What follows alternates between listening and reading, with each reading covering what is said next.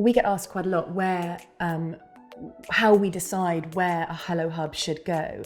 And the answer is not that simple.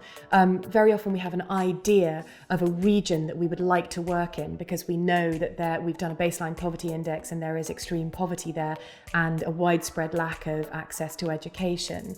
So we may know a region, but we then need to work with the community to help them decide where they want their hub or hubs to go. It's not up to us to choose the spot. And that can be a complicated conversation and a slow process because it is the responsibility of the whole community. At Hello World, it's really only our job to sit back and listen to that conversation and to answer questions as they come up from the community and to sometimes facilitate a little bit. And there are a few factors that the community takes into account when they're planning the location of their hub build.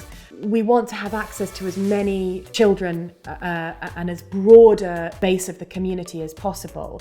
It needs to be somewhere that people can get to easily, that they're comfortable to access 24 hours a day, that doesn't exclude one ethnic group or one gender or prioritize the old over the young or vice versa. And so we debate what that location could be, sometimes for weeks or months even. Very often there's lobbying going on within the community to have the hub in a location that's closer to one group rather than another. We've definitely had situations where we went to introduce the project to local government in one country and asked for their permission to work in that community and welcome them to be part of the process. And they then suggested that we build the hub within the compound of the local government offices. And that's not uncommon.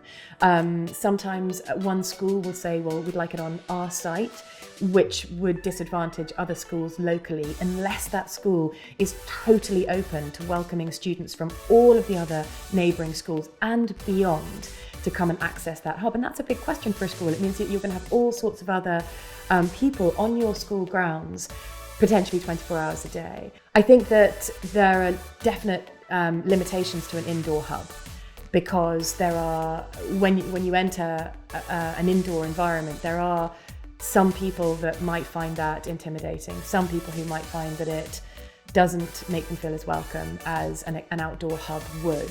In the course of these conversations, there is some reticence, I would say, almost at every build for the community to have their hub be outdoors and fully accessible 24 hours a day.